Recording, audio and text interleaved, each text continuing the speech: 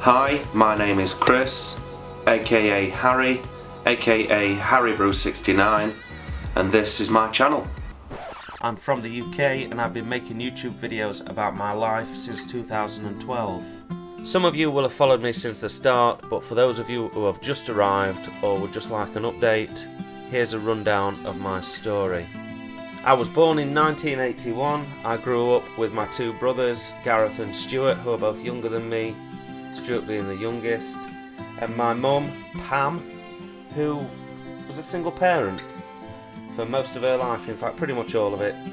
We didn't have much when we were growing up and it was quite a struggle, and we didn't make it any easier with there being three boys in the house, constantly fighting and arguing, and she spent most of my younger years as a referee between all of us. We also moved around a lot. We moved house around 5 or 6 times before I went into secondary school, and even though we didn't move far, we never really felt settled in any one place. When I was growing up, I was also aware that I had some more siblings, 2 sisters and a brother, but I didn't get to meet them until I was much older, and they probably won't be very happy looking at that drawing that Gemma's just done. I thoroughly enjoyed primary school when I was growing up, but when we moved up to secondary school, I didn't really feel like I fitted in.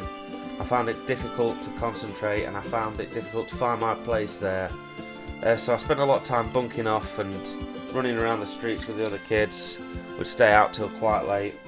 There was even one point where I became somewhat of a teenage delinquent, getting up to things that one really shouldn't be getting up to, and really treading the wrong path for quite a while.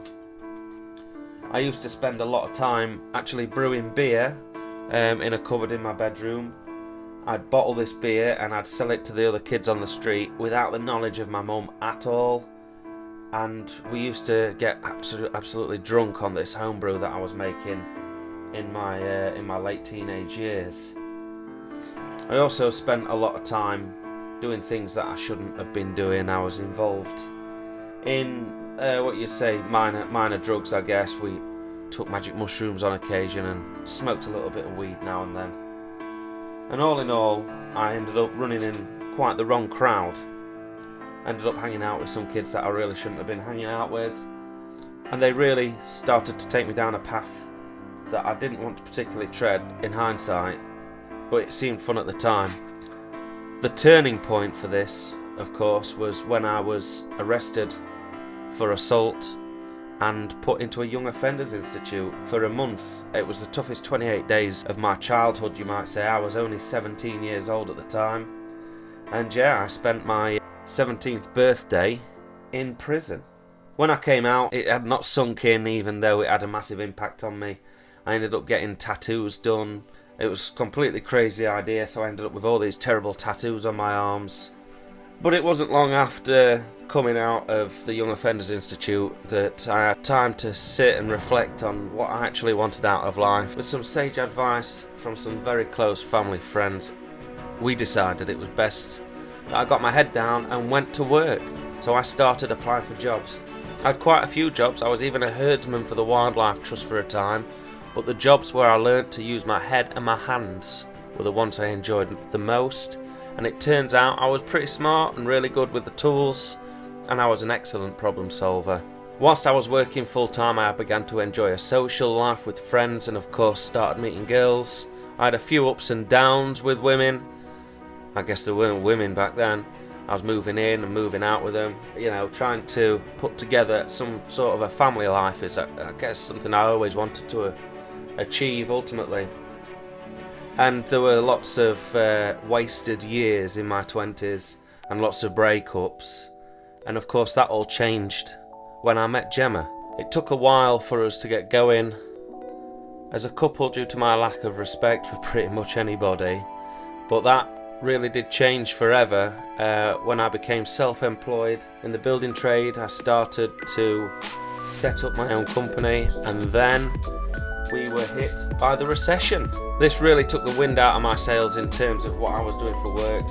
I'd got a taste for working for myself and I didn't really want to go back and work for the man, so I decided to go back to school and study with the Open University, which is an institute for higher education in the UK. It was about at this time that Gemma and I decided to have a child. She got pregnant in 2007, and in 2008 we had our first child, Dominic.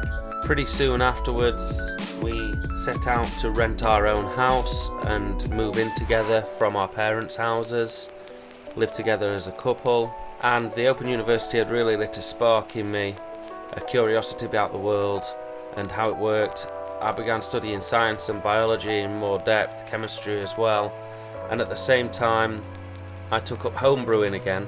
It wasn't long after until child number 2 arrived on the scene. Abigail was born in 2011, and at this time I was still brewing, but pretty soon I wanted to improve the beers that I was making, and I began to watch videos on the subject and read books. In fact, I used to read lots and lots and lots of books. I started the channel HarryBrew69 on YouTube and began making videos about brewing, building equipment and pretty much anything else that I did. I met brewers from around the world via YouTube and dozens here in the UK. In fact, I spent so much time involved with the brewing community online that it felt natural for me to start a website and then a web store. I thought I'd hit on something. This could be what I wanted to do, and ultimately Valley Brewing was born. In 2014 I went into business with a friend at the time. We took my brewery name, my recipes, my knowledge and made it into a real brewery. This chapter of my life took up 3 whole years, where I won no less than 15 awards in the industry. In fact, you can go back and watch a lot of these videos if you like, they're still on my channel. The reasons I'm not going to go over this again is because things did not work out for IVB. In fact, I lost everything and it was all taken from me. We've had to liquidate the company, dissolve the partnership and go our separate ways. We opened a micropub on the 1st of August 2017, and in honour of where it all started we called it the Brew Shed. This was made achievable with the support of Gemma, my brother Stuart and some great friends, and of course hundreds of Retford residents who could see the injustice that I'd endured as we closed down the old brewery company. Now the new pub is only small, but as they say, mighty oaks from little acorns grow, and that's where my story meets the present. I have plans to rebuild my brewery. We have premises at the back of the micropub to put it, but I know that this isn't going to happen overnight. And you, dear viewer, are invited to join the ride.